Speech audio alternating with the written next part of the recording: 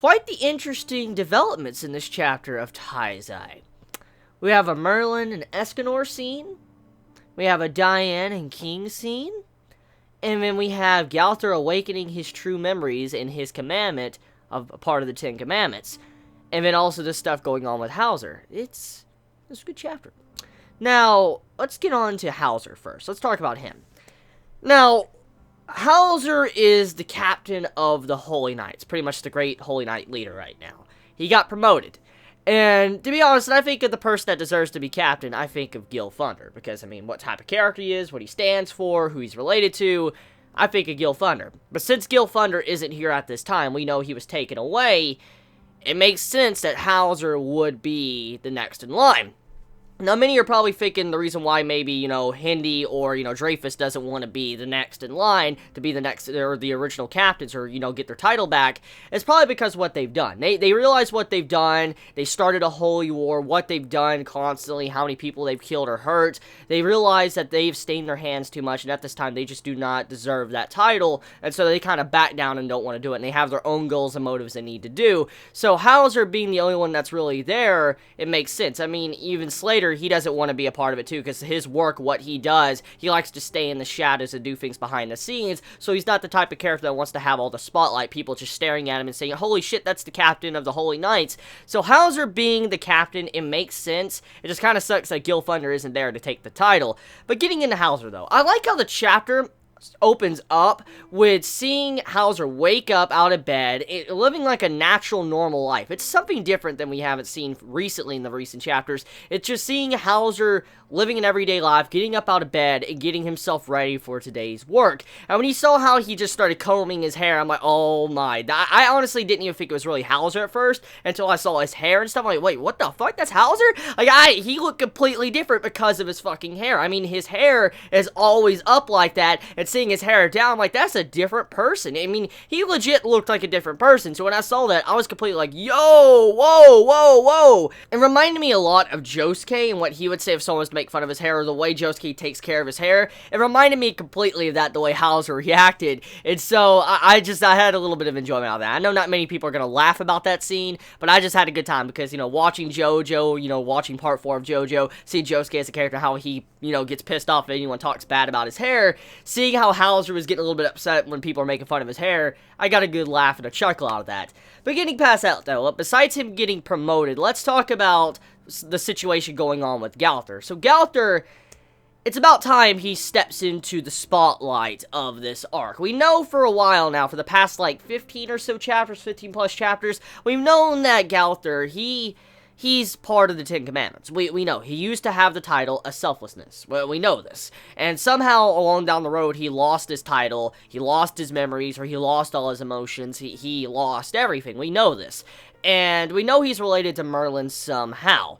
But now, with the removal of Fraudrin, with Fraudrin now being dead, and his commandment now being void, this allows probably Galter to reawaken his true self. Probably Galter has been shut off and disconnected for so long, and after Fraudrin's death, since, he's dead, the commandment disappeared, it probably is somehow affecting Galter in a way to where he is reawakening what he used to be, and that's what's going on here. So Galter at this time, he is a huge wild card. We don't know if he's still going to have loyalty to the 7 deadly sins, or if he's going to have loyalty to the Demon King.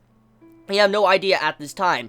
We have no idea what type of direction he's going to go with his newfound memories and power he's reawakening as the Ten Commandment Galter. We don't know. And I mean, there is a likely possibility he isn't the only Ten Commandment left alive. I mean, we know for a fact Gollin, he's probably still alive. We know he was turned to stone, but his stone ability was still active, and we know the only way for a Ten Commandment's ability to deactivate is if they die. So, because of this, and Merlin actually have to do a workaround to get out of the stone and not killing Gollin, we know for a fact that he is still alive. So there is a likely possibility he could pop up, but we do know that there's probably other Ten Commandments that are probably still alive too, because some of the things have been building up behind the scenes, which leads me to believe this because of some Holy Knights that have been affected by the Commandments are working their way towards Camelot. And now, for this, what this means is that there, at the very least, there is one commandment that's probably still in Camelot that is going to be able to rule and take over, and I'm willing to bet you if it's anyone, it's probably going to be someone to do do with Estarossa or Zeldris. I see one of them two still being alive. I could definitely see Gollin still being alive,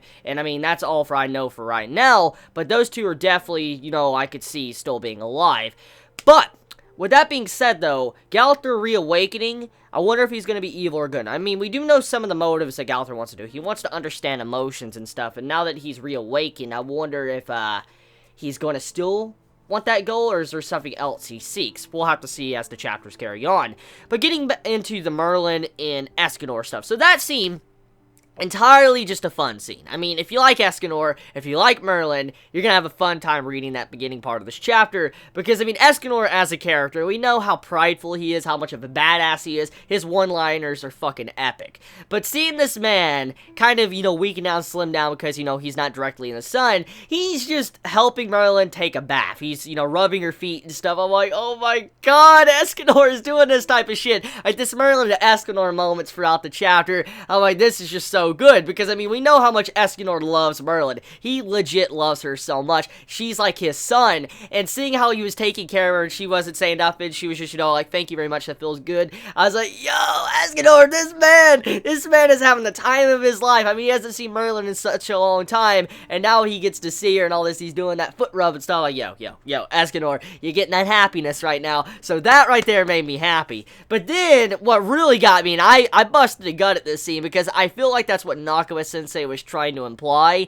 and I'm assuming it was. So let's talk about that finale of the chapter. So King, he's literally, like, you could say butt naked, okay? And this man, he's looking straight down, and, you know, from the position he's standing in and looking straight down with what he says, it makes the conversation or the convo or whatever happened at the end so much funnier.